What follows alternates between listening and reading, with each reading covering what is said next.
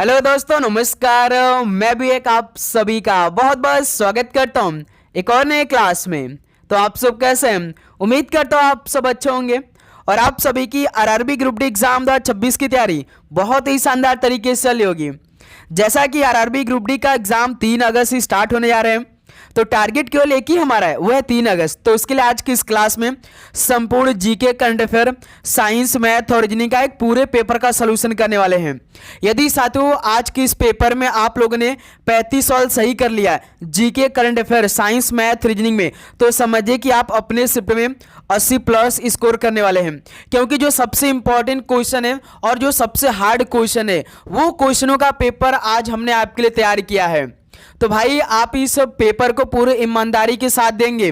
ध्यान रखिएगा, शुरुआत में हम सबसे पहले जीके, करंट अफेयर के 20 सवाल को हल करने वाले हैं। तो इसमें आप सभी का केवल 8 सवाल सही होना चाहिए, ठीक है। उसके बाद 25 सवाल साइंस को देखने वाले हैं, इसमें कम से कम आप सभी के 11 सवाल सही होना चाहिए।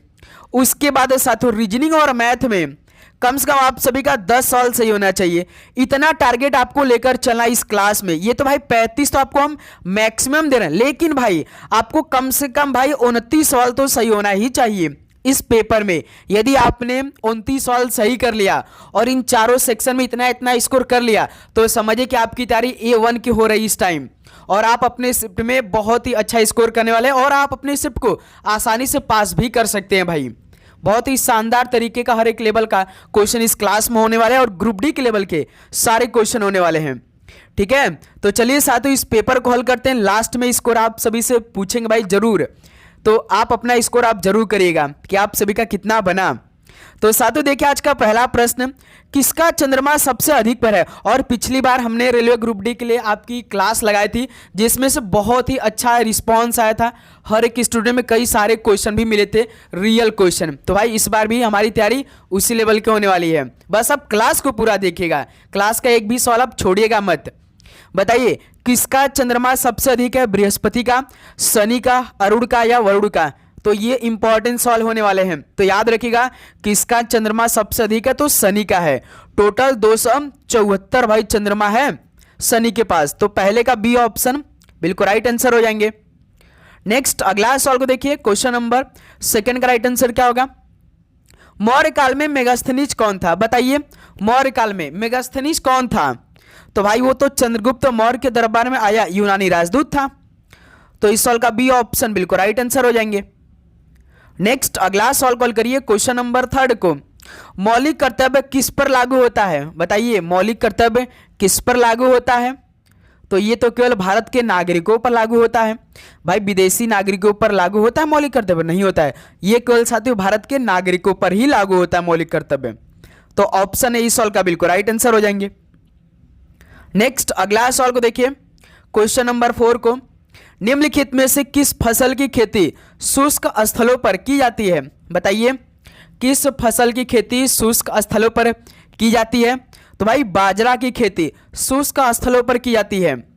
सी ऑप्शन बिल्कुल राइट आंसर हो जाएंगे। अगला सवाल को हल करिएगा, क्वेश्चन नंबर 5 का राइट आंसर क्या बनेंगे? भारत का पहला लो एमिशन जोन कहां लागू करने की घोषणा हुई है? बताइए साथियों भारत का पहला लो एमिशन ये जोन जो है कि कहां पर लागू करने की अनाउंस की गई है, घोषणा हुई है? तो साथियों याद रखिएगा ये पुणे में की गई है, ठीक है। तो बी ऑप्शन बिल्कुल राइट आंसर हो जाएंगे। नेक्स्ट अगला सवाल कॉल करिए, क्वेश्चन नंबर 6 का राइट आंसर क्या होगा?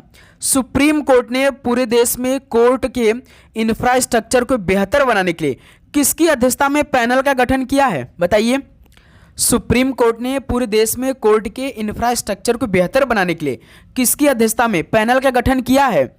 तो भाई अरविंद कुमार की अध्यक्षता में, ठीक है। सी ऑप्शन इस सवाल का राइट आंसर हो जाएंगे।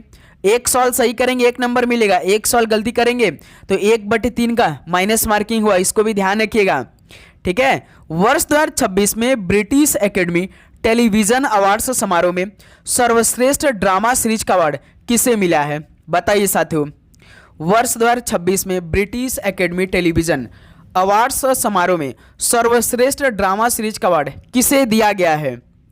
तो कोड ऑफ साइलेंस को मिला है भाई, ठीक है। बी ऑप्शन बिल्कुल राइट आंसर हो जाएंगे। अगला सवाल कॉल करिए, क्वेश्चन नंबर 8 का राइट आंसर क्या होंगे?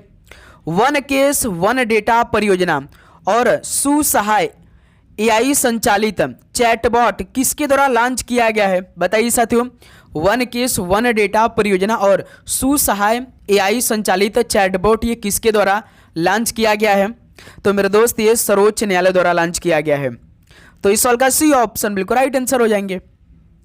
नेक्स्ट अगला सवाल को देखिए, क्वेश्चन नंबर 9 को, प्रधानमंत्री नरेंद्र मोदी ने आर्ट ऑफ लिविंग के ध्यान मंदिर का उद्घाटन कहाँ किए हैं? बताइए, प्रधानमंत्री नरेंद्र मोदी ने आर्ट ऑफ लिविंग के ध्यान मंदिर का उद्घाटन कहाँ पर किए हैं?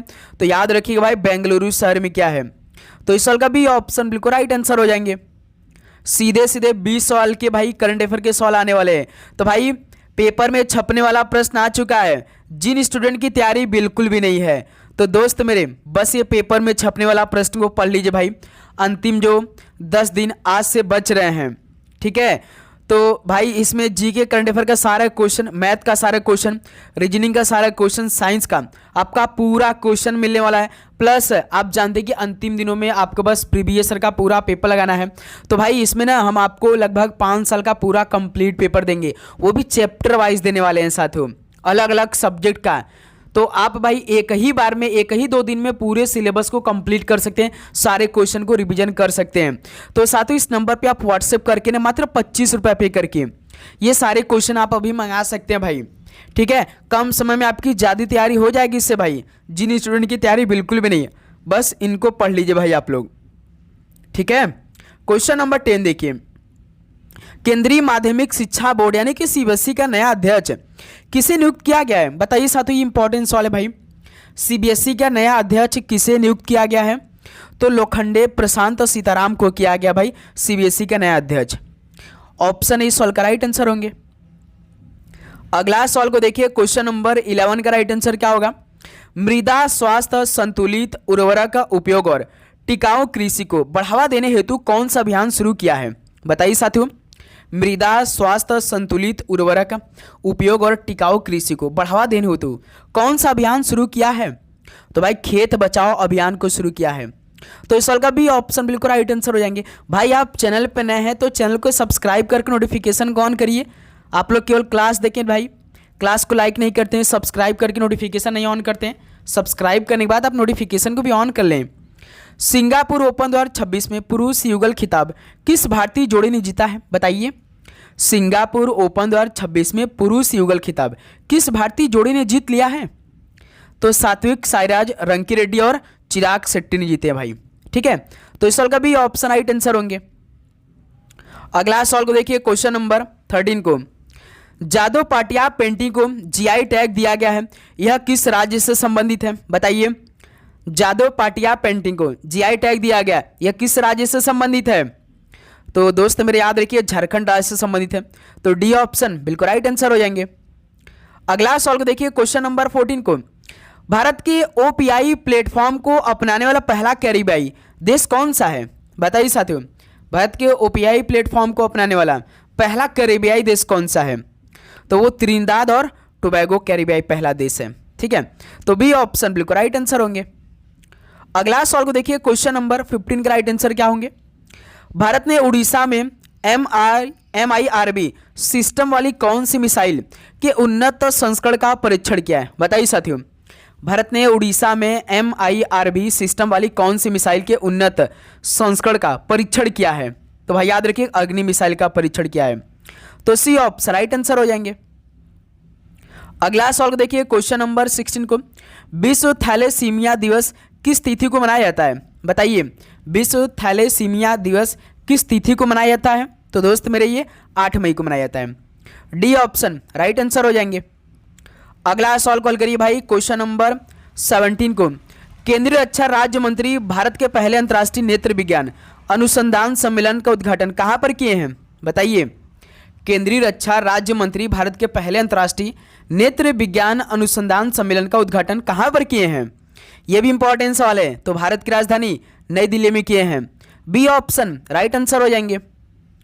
नेक्स्ट अगला सवाल को देखिए, क्वेश्चन नंबर 18 को, प्रोजेक्ट नारी शक्ति जिसे 8 मई को विस्तार दिया गया किस क्षेत्र से संबंधित है? बताइए, प्रोजेक्ट नारी शक्ति जिसे 8 मई को विस्तार दिया गया तो किस क्षेत्र से संबंधित है?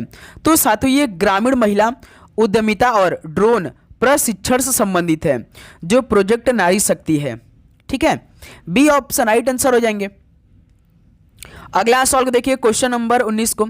और साथियों कल से आप सभी को ये भी पता चलने वाला है कि आपका एग्जाम किस सिटी में होने वाला है, क्योंकि जब इसका रेलवे ग्रुप डी का एग्जाम डेट आया था 3 अगस्त से पेपर की शुरुआत को, तो उसी में नोटिस में भी लिखा था कि आपका एग्जाम सिटी जो है कि वो 24 या 25 जुलाई से शो होने लगेगा। तो कल नोटिफिकेशन आएगा तो हम आपको क्लियर कर देंगे। ठीक है, आप लोग चेक कर लीजिएगा आपका एग्जाम किस शहर में होने वाला है। भारत की अर्थव्यवस्था को वैश्विक स्तर पर एआई परफॉर्मेंस में कौन सा स्थान मिला है? बताइए। भारत की अर्थव्यवस्था को वैश्विक स्तर पर एआई परफॉर्मेंस में कौन सा स्थान मिला है? तो भाई याद रखिए चौथा स्थान मिला है। डी ऑप्शन है बिल्कुल राइट आंसर हो जाएंगे। नेक्स्ट अगला सवाल देखिए क्वेश्चन नंबर 20 को। कौन सुमेलित नहीं है? मोइनुद्दीन चिश्ती अजमेर से बिलोंग करते थे, बिल्कुल ठीक है। निजामुद्दीन औलिया पंजाब में नहीं थे भाई, ये तो उत्तर प्रदेश के बदायूं में बिलोंग करते थे ना। क्यों साथियों? यूपी से बिलोंग करते थे भाई निजामुद्दीन औलिया, जो कि बदायूं से। बाबा फरीद दिल्ली से थे, बख्तियार काकी दिल्ली से, बिल्कुल।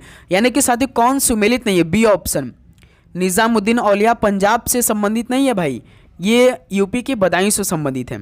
ठीक है, फिर उसके बाद साथियों वो दिल्ली में अपना गढ़ बना भी लिए थे। चलिए नेक्स्ट अगला सवाल देखिए क्वेश्चन नंबर 21 को।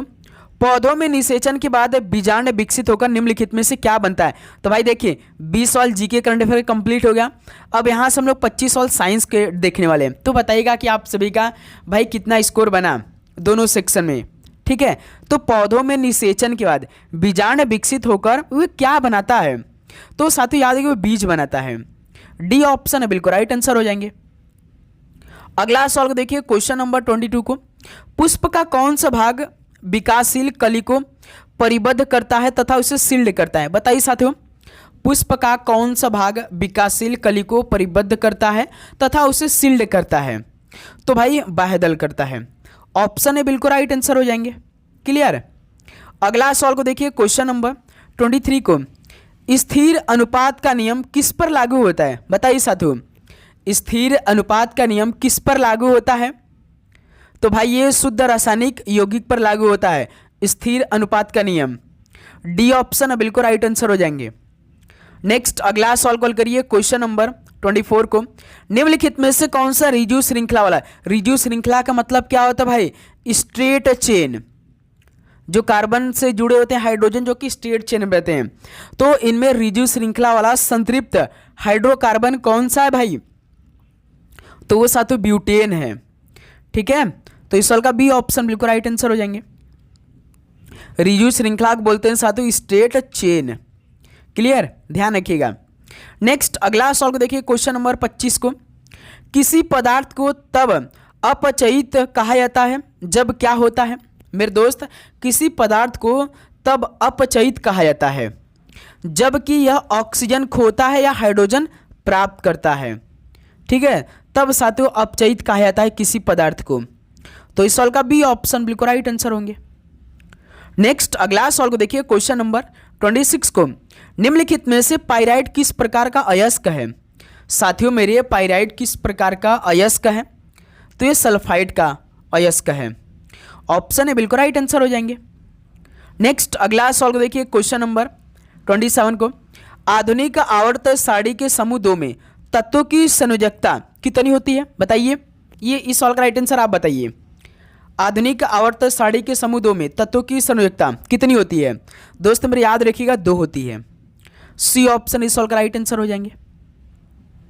नेक्स्ट अगला सवाल देखिए क्वेश्चन नंबर 28 को।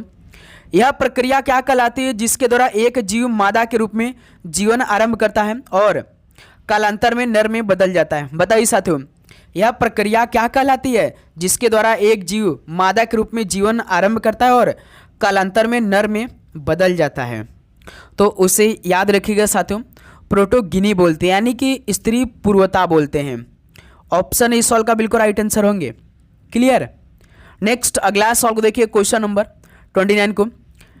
किसी परिनलिका के भीतर चुंबकीय क्षेत्र रेखाएं किसके रूप में होती है? बताइए साथियों, किसी परिनलिका के भीतर चुंबकीय क्षेत्र रेखाएं किसके रूप में होती हैं? तो दोस्त मेरी ये समानांतर रेखाओं के रूप में होती है। तो इस सवाल का सी ऑप्शन बिल्कुल राइट आंसर होंगे। अगला सवाल को देखिए, क्वेश्चन नंबर 30 को, रुधिर का कौन सा घटक तरल आव्यूह के रूप में कार्य करता है जिसमें कोशिकाओं का निलंबन होता है? बताइए साथियों, रुधिर का कौन सा घटक तरल आव्यूह के रूप में कार्य करता है जिसमें कि कोशिकाओं का निलंबन होता है? तो ये भाई प्लाज्मा में, ठीक है, सी ऑप्शन बिल्कुल राइट आंसर हो जाएंगे। चलिए अगला सवाल कॉल करिए आप लोग। तो क्वेश्चन नंबर 31 को, निम्नलिखित में से कौन सा विकल्प मानव में श्वसन के दौरान वायु के पथ को सटीक रूप से दर्शाता है? बताइए साथियों, कौन सा विकल्प मानव में श्वसन के दौरान वायु के पथ को सटीक रूप से दर्शाता है? ऑप्शन देखिए और बताइए। नासाद्वार, कंठ, फेफड़े, एल्वियोली, यानी बी ऑप्शन आपका बिल्कुल सटीक पथ है भाई, ठीक है, बी ऑप्शन बिल्कुल राइट आंसर हो जाएंगे। श्वसन के दौरान सबसे पहले नासाद्वार, फिर उसके बाद कंठ, तीसरे के नंबर पे फेफड़े में, चौथे नंबर पे एल्वियोली में। क्लियर, ध्यान रखिएगा आप लोग, देख लीजिए अच्छे से। चलिए नेक्स्ट अगला सवाल देखिए, क्वेश्चन नंबर 32 को, अम्ल क्षारक अभिक्रियाओं में निम्नलिखित में से क्या घ्राण के रूप में कार्य करता है? बताइए साथियों, अम्ल क्षारक अभिक्रियाओं में क्या घ्राण के रूप में काम करता है? तो वो साथियों प्याज का अर्क क्षारकों में गंध में बदल देता है, ठीक है, सी ऑप्शन बिल्कुल राइट आंसर हो जाएंगे। चलिए अगला सवाल देखिए, क्वेश्चन नंबर 33 को, निम्न में वृद्धि के साथ धारावाही चालक के चुंबकीय क्षेत्र के परिमाण में वृद्धि होती है। तो वृद्धि के साथ धारावाही चालक के चुंबकीय क्षेत्र के परिमाण में वृद्धि होती है, किसमें होती है? तो धारा ही होती है, धारा में। तो बी ऑप्शन बिल्कुल राइट आंसर हो जाएंगे।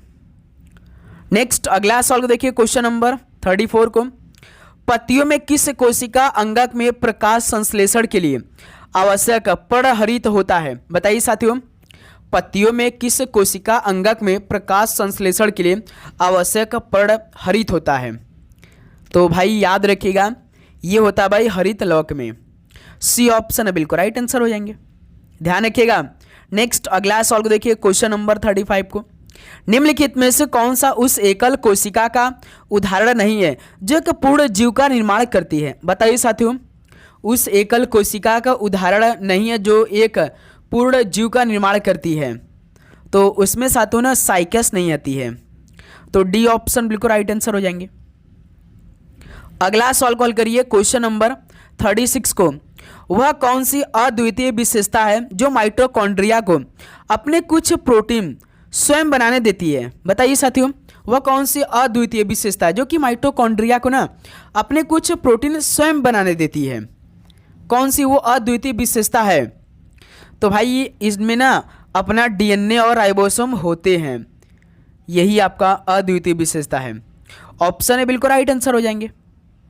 अगला सवाल कॉल करिए, तो क्वेश्चन नंबर 37 को, आनुवांशिक में पनेट वर्ग का उद्देश्य क्या होता है? बताइए, आनुवांशिक में पनेट वर्ग का उद्देश्य क्या है? आनुवांशिक क्रॉस के परिणामों की भविष्यवाणी करना है, ठीक है, इसका यही उद्देश्य होता है, डी ऑप्शन राइट आंसर होंगे।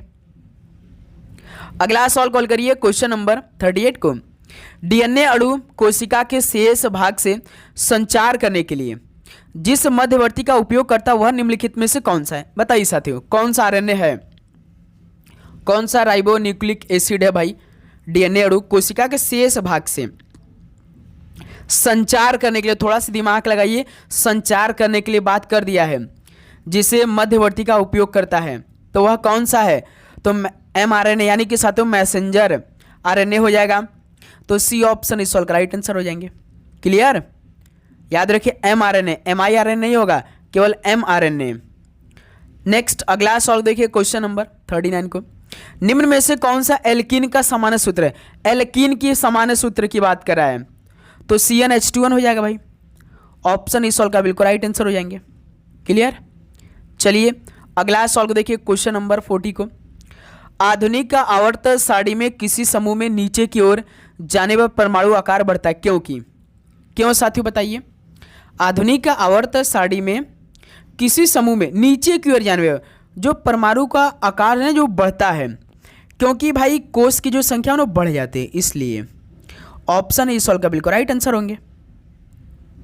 अगला सवाल को देखिए, क्वेश्चन नंबर 41 को, फलों में मुख्यतः कौन सा हार्मोन प्रचुर मात्रा में पाया जाता है? फलों में मुख्यतः कौन सा हार्मोन प्रचुर मात्रा में पाया जाता है? तो भाई साइटोकाइनिन पाया जाता है। डी ऑप्शन बिल्कुल राइट आंसर हो जाएंगे। क्लियर। अगला सवाल को देखिए, क्वेश्चन नंबर 42 को। मिंडल के संकरण में एक शुद्ध लंबे पौधे जो कैपिटल डबल टी होते हैं, इसका एक बौने पौधे स्मॉल डबल टी के साथ संकरण कराया गया तो F2 पीढ़ी में जीनोटाइप अनुपात क्या था? ये इंपॉर्टेंस वाले भाई। मिंडल के संकरण में एक शुद्ध लंबे पौधे का एक बौने पौधे के साथ संकरण कराया गया। संकरण का मतलब क्या होता है? साथ में मिलावटी होता है, मिक्सचर होता है, ठीक है। तो F2 पीढ़ी में जीनोटाइप अनुपात क्या था? 1:2:1 था भाई। ऑप्शन ए इस सवाल का बिल्कुल परफेक्टली आंसर हो जाएंगे, याद रखिएगा आप लोग। चलिए भाई क्वेश्चन नंबर 43 को देखिए तो। निम्नलिखित में से कौन से अणु की प्रकृति द्विपरमाणुक यानी डाई एटॉमिक होती है? बताइए साथियों, कौन से अणु की प्रकृति द्विपरमाणुक डाई एटॉमिक होती है? तो साथियों ऑक्सीजन की होती है। डी ऑप्शन राइट आंसर हो जाएंगे। चलिए भाई क्वेश्चन नंबर 44 खोल करिए। H2C और C द्वारा इनमें से किस तत्व के ऑक्साइड का अपचयन नहीं किया जा सकता? बताइए साथियों, हाइड्रोजन, कार्बन मोनोऑक्साइड और कार्बन द्वारा किस तत्व के ऑक्साइड का अपचयन नहीं किया जा सकता? तो दोस्त मेरे याद रखिएगा, किसके द्वारा नहीं भाई? तो कैल्शियम के। बी ऑप्शन बिल्कुल राइट आंसर हो जाएंगे। चलिए नेक्स्ट अगला सवाल कॉल करिए, क्वेश्चन नंबर 45 को। प्रकाश संश्लेषण के दौरान किससे जल के 6 अणु बनते हैं? बताइए साथियों, प्रकाश संश्लेषण के दौरान किससे जल के 6 अणु बनते हैं? तो भाई ना 12H2O से जल के 6 अणु बनते हैं, वो भी प्रकाश संश्लेषण के दौरान। तो इस सवाल का डी ऑप्शन बिल्कुल राइट आंसर हो जाएंगे। तो भाई साइंस के 25 सवाल कंप्लीट हो गए। अब बताइए आप सभी का इन साइंस के 25 सवालों में से कितना स्कोर बना? तो साथियों अब यहाँ से हम लोग रीजनिंग और मैथ के सवालों को देखने वाले हैं। इनमें आपका एक भी गलती नहीं होना चाहिए। जितना भी सवाल आपके सामने आएगा आप खुद से हल करेगा रोक कर, ठीक है। एक निश्चित गुण भाषा में ब्रिंग हॉट फूड को CFTK RG के रूप में और फूड इज गुड को MLDOCF के रूप में कुटबद्ध किया जाता है। तो उस भाषा में फूड को किस प्रकार कुटबद्ध किया जाएगा? बताइए साथियों, आप सभी से सिंगल फूड का कोड पूछा है। जब मेरे भाई सिंगल पूछता है तो हम कॉमन चेक कर लेते हैं। देखिए पहले वाले में फूड दिया है और दूसरे वाले में फूड दिया है, यानी कि जिस प्रकार से फूड कॉमन था तो इनका जो दोनों कोड है ना, इसमें भी कोई ना कोई कॉमन मिल जाता है। जब सिंगल पूछेगा तो कॉमन यदि आपने चेक कर लिया कॉमन आपको मिलेगा, जैसे फूड दोनों में कॉमन मिला था, तो समझ ये है कि इनका जो कोड हुआ रहेगा ना उसमें भी कोई ना कोई कॉमन जरूर 110% मिलेगा ही मिलेगा। जैसे देखिए मेरे दोस्त CF देखिए इसमें भी है, CF देखिए इसमें भी है। तो जिस प्रकार से फूड कॉमन था उसी प्रकार CF क्या था मेरे दोस्त? कॉमन मिल गया ऑप्शन में। तो डी ऑप्शन बिल्कुल राइट आंसर हो जाएंगे। क्लियर। तो इस तरह से आप सवालों को हल कर लेंगे। चलिए भाई क्वेश्चन नंबर 47 कॉल करिए। अब इस सवाल का राइट आंसर आप दीजिए तो अंग्रेजी वर्णमाला क्रम के आधार पर दी गई श्रृंखला में प्रश्न चिन्ह के स्थान में क्या आना चाहिए? GLO NSB UZC BGJ। बताइए साथियों इस सवाल का राइट आंसर क्या बनेंगे? केवल 2 अक्षर का रिलेशन निकालिए आपका आंसर आ सकता है भाई। क्यों भाई? क्योंकि देखिए पहला अक्षर का रिलेशन निकालेंगे तो आपको देखिए आई ही मिलेगा, क्योंकि सभी ऑप्शन आई से शुरुआत हुआ है। जब मेरे भाई आप लोग पहले अक्षर के रिलेशन निकालेंगे तो आई आपको मिलेगा। जैसे कैसे देखिए G, फिर यहाँ से N, यहाँ से U, केवल हम पहले अक्षर का रिलेशन निकाल रहे हैं भाई। U और B साथियों देखिए इनका कोड करिए। G 7 होता है, N 14 होता है, U 21 होता है, B 2 होता है।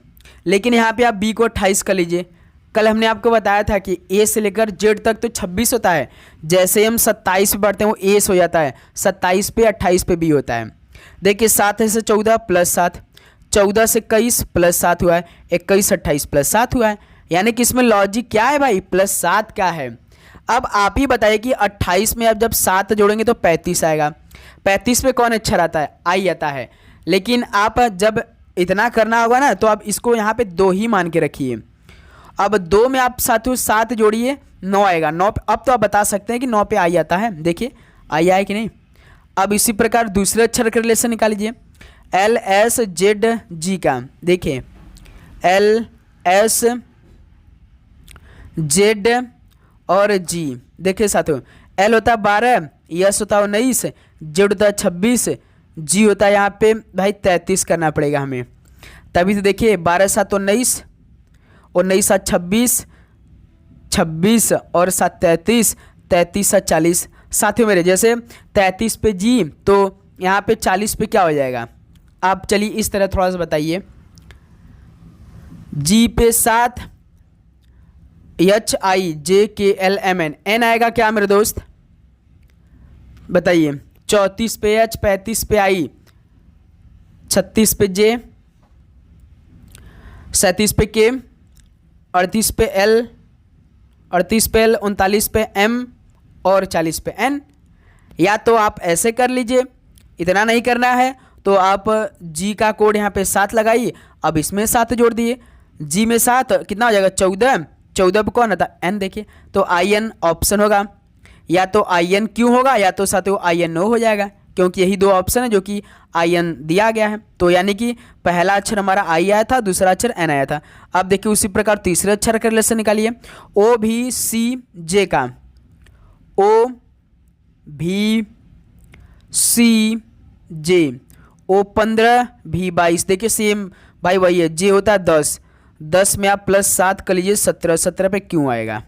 तो आई एन क्यू, यानी पहला ऑप्शन देखिए राइट आंसर हो जाएंगे। तो भाई आप ऐसे भी सॉल्व को हल कर सकते हैं, ठीक है। चलिए अगला सॉल्व कॉल करिए। तो क्वेश्चन नंबर 48 को दी गई श्रृंखला में प्रश्न चिन्ह के स्थान पर क्या आना चाहिए? 27, 51, 77, 105, 135। नंबरों का श्रृंखला काफ़ी बड़ा है, यानी इसमें काफ़ी नंबर ऐड हुआ होगा। दिमाग लगाइए तुरंत, सोचिए मत, हल करना स्टार्ट कर दीजिए। कितना आएगा?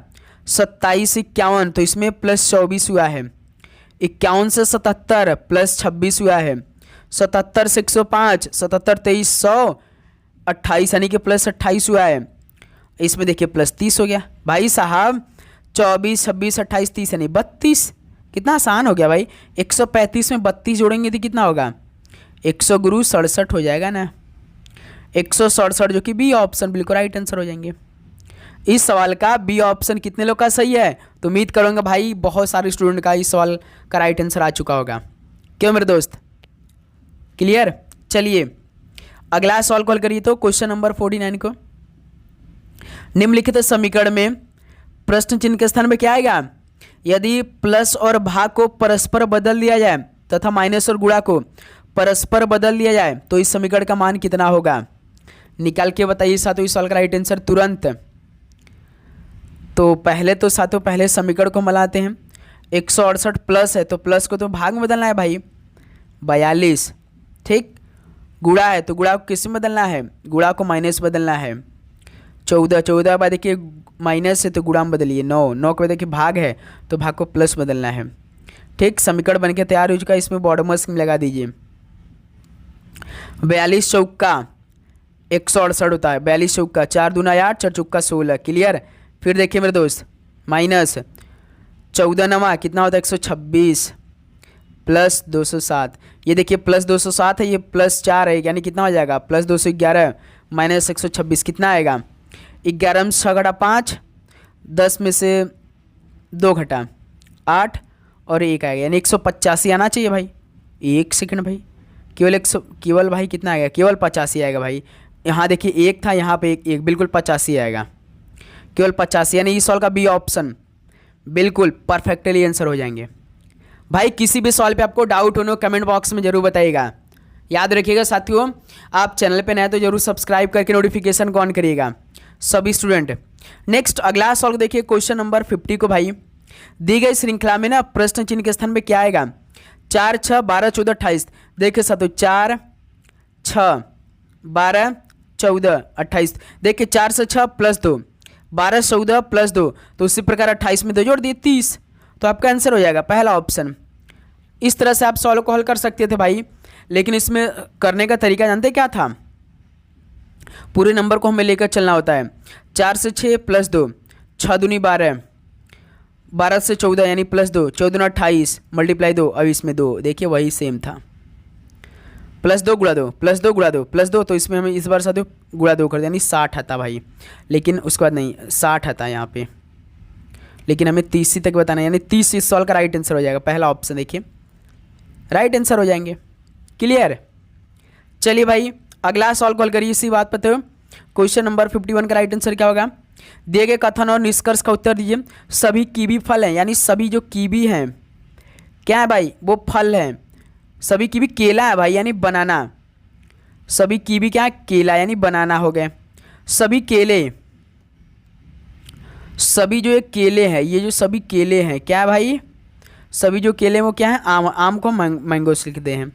ठीक। अब साथियों कथन तो बन गया। हमेशा याद रखिए जब कथन और निष्कर्ष का सवाल दे तो भाई कथन वाला डायग्राम हमें बना लेना है, जिससे हमें आसान हो जाता है तुरंत। अब इसी को हल कर लीजिए। पहला निष्कर्ष देखिए क्या अनुसरण कर रहा है कथन को?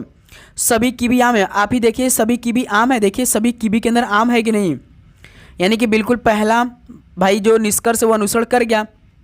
अब दूसरा का देखिए कुछ आम केला है, बताइए कुछ मैंगो क्या भाई वो क्या है? आम है, बनाना है। देखिए इसके अंदर ही तो, यानी होगा ही होगा जरूर। यानी दूसरा भी भाई अनुसरण कर गया, यानी केवल निष्कर्ष 1 और दोनों अनुसरण करते हैं, यानी 3 नंबर का इस सवाल का राइट आंसर होगा। क्यों भाई समझ में आया ये सवाल? क्लियर हुआ? चलिए अगला सवाल को देखिए क्वेश्चन नंबर 52 को। एक निश्चित गुण भाषा में स्टार को 34, 51 और रेट को 43, 75 लिखा जाता है, तो दी गई भाषा में ई का कोड क्या होगा? बताइए। STAR स्टार में 4 अक्षर है, इसके अलग 4 नंबर कोड क्या है? 34, 51। फिर देखिए रेट, रेट में भी 4 अक्षर है, इसके अलग 4 कोड क्या है? 43, 75। मेरे दोस्त तो पूछा कि इसका ई का कोड। स्टार वाले में देखिए ई नहीं है, यानी कि हमारा एक भी नंबर इसमें नहीं मिलेगा ऑप्शन में। आंसर नहीं मिलेगा, इसी में मिलेगा भाई आंसर हमारे, क्योंकि देखिए ई इसी में है।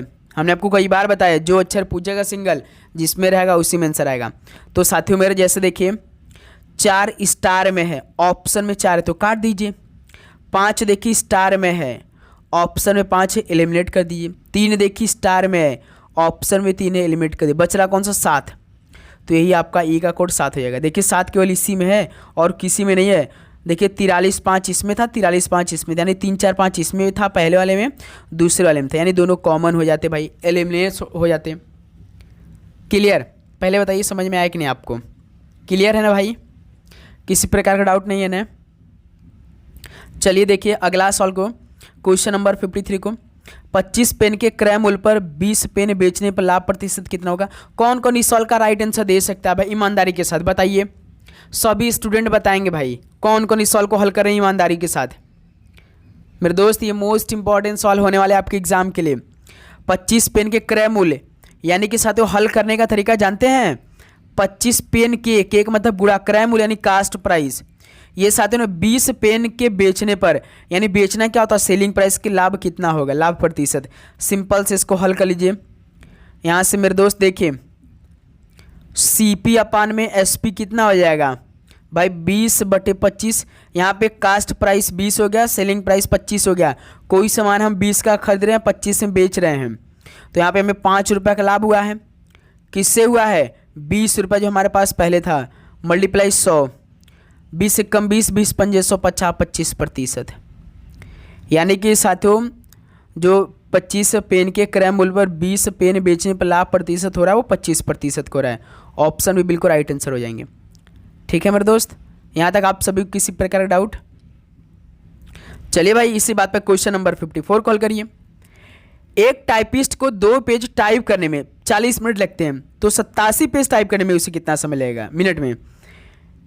एक टाइपिस्ट को 2 पेज टाइप करने में 40 मिनट लगता है, तो इसी प्रकार साथियों ना एक पेज का टाइम निकाल लीजिए, कितना होगा? 40/20 हो जाएगा, यानी कि साथियों 20 मिनट लगेगा भाई। ठीक, तो 87 पेज का कुल समय कितना लगेगा भाई? 20 × 87, यानी जो 87 पेज का कुल समय था, एक पेज के समय से 87 गुणा करने में कितना आ जाएगा? 87 × 20 कितना होगा भाई? 2 से 14 4 1 2 8 16 17, यानी 174 1 0 बढ़ जाएगा, यानी 1740 होगा। देखिए सी ऑप्शन बिल्कुल राइट आंसर हो जाएंगे। इस तरह से आप सवालों को हल करेंगे। ये तो भाई 1-1 2 नंबर लेने का फ़ायदा, ये बहुत बेसिक सवाल हैं भाई जो कि पेपर में आने वाले इस बार भी। क्लियर?